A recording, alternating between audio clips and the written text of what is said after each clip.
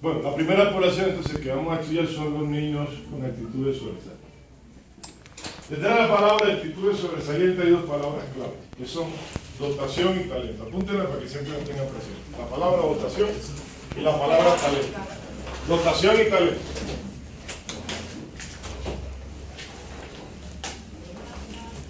Si nosotros pensáramos en un automóvil, la palabra dotación, ¿qué parte del automóvil sería? Es decir, si hiciéramos una analogía entre un automóvil y la palabra dotación, ¿en qué lugar pondríamos la palabra dotación dentro de la pieza de un automóvil? ¿Qué lugar sería? Sería el motor, muy bien. Sería el motor. ¿Por qué sería el motor? Porque la dotación tiene que ver con ¿qué? Con todo lo que el individuo trae al nacer. ¿Ya? ¿Para qué? Para adaptarse, desarrollar su inteligencia, su creatividad, su motivación. Si la dotación es todas esas capacidades naturales que trae el ser humano. ¿Ah? Y los niveles de dotación no son iguales, no todos tienen los mismos niveles de dotación. Hay personas que traen un carro de 4 cilindros, otro de 8.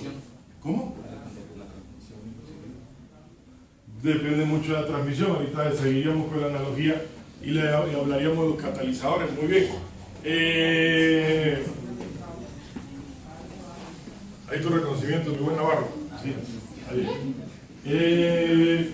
La dotación entonces tiene niveles. Y son habilidades como naturales. Ustedes estudiaron la prueba psicométrica, o todavía no la han estudiado. Bueno, hay un autor clásico en la prueba psicométrica que es Cattell, ¿verdad? Y él habla de inteligencia fluida e inteligencia cristalizada. La inteligencia cristalizada, ¿cuál es? La que trae el ser humano al nacer. Esa dotación intelectual es importante para la mayoría de los mexicanos y emblemática porque en 1521 pues se descubre América y descubre que en 1521 hay algún tipo de educación especial. ¿Por qué? Porque las personas que tienen capacidades diferentes en ese entonces o se consideraban un castigo divino o eran adoradas como un dios. Después de la nueva colonia, y bueno, en ese entonces se hace la discriminación y la separación de esas personas. Y no hay ningún tipo de educación, más que la iglesia, pero la iglesia pues no los incluye.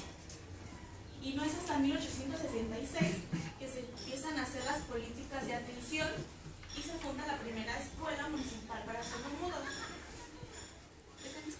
Sin embargo, antes ya alguien, Juárez, estaba ahí metiendo mano para estas personas. En 1861 hay una ley de instrucción pública donde se hace por primera vez mención a este tipo de personas, para la atención de este tipo de personas. Y después se hace la reforma, que es la asistencia a sordomudos, deficientes mentales y ciegos. Y en 1970 empieza el viejo, pero en ese entonces el nuevo modelo asistencial para las personas discapacitadas. Bien, hablando de la Escuela Municipal de Sordomudos, pasa por 2 etapas. Primero se inaugura y es para niños y jóvenes sordos en México.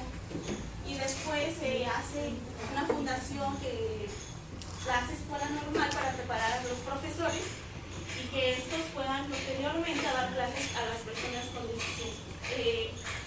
ciegas. Ay, no, sordomudas. En 1994 fueron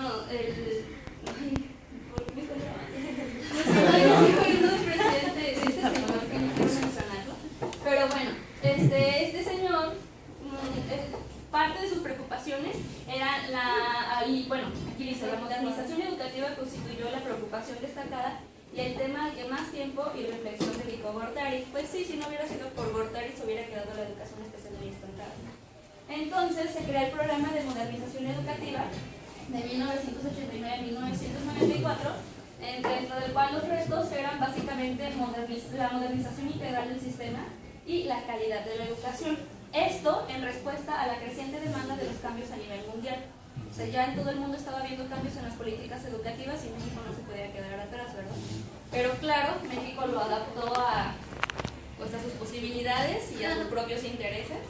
Entonces, en mayo de 1992 se firmó el Acuerdo Nacional para la Modernización de la Educación Básica y fue firmado por ellos el Código Verde. Y bueno, la modernización educativa dio pie a que se atendiera de una manera más específica a la educación especial. Y esto implicaba atender a niños y jóvenes de 0 a 20 años de edad con dificultades para desarrollar adecuadamente sus capacidades. ¿Cuánto me queda? Detectar y causar a los alumnos con capacidades sobresalientes. Después, en junio de 1993, se publica la reforma al artículo 3º constitucional, en donde se exigía justicia social para las personas con discapacidad y con actitudes sobresalientes. Y se legisló que esta población recibiera educación a través de un proceso de integración educativa, que también ahorita se vamos a hablar. De 1994 a 1999, cuando estuvo Ernesto Zedillo, se dio el programa en el 83 y pone su modelo social de la discapacidad. Él decía que no es que las personas estén discapacitadas para hacer alguna actividad, sino que la sociedad pone barreras para que esas personas no puedan hacerlas. Entonces, eso es la discapacidad, decía él. Perdón, Alex, ¿puedes cerrar la puerta? Gracias. Con esta premisa se da el modelo social de atención, que es para personas que tienen barreras para el aprendizaje y la participación, donde se toma en cuenta la educación inclusiva. Ya nos decía el profe en la clase pasada que educación inclusiva se refería a aquellas, o sea, no necesariamente que tuvieran necesidades especiales, sino personas de otras etnias, de otras culturas, etc. Y pues con esto se da como para, no la discriminación, ¿cómo se dice? Como Inclusión. Inclusión. Sí, con la tarea de no discriminar a las personas.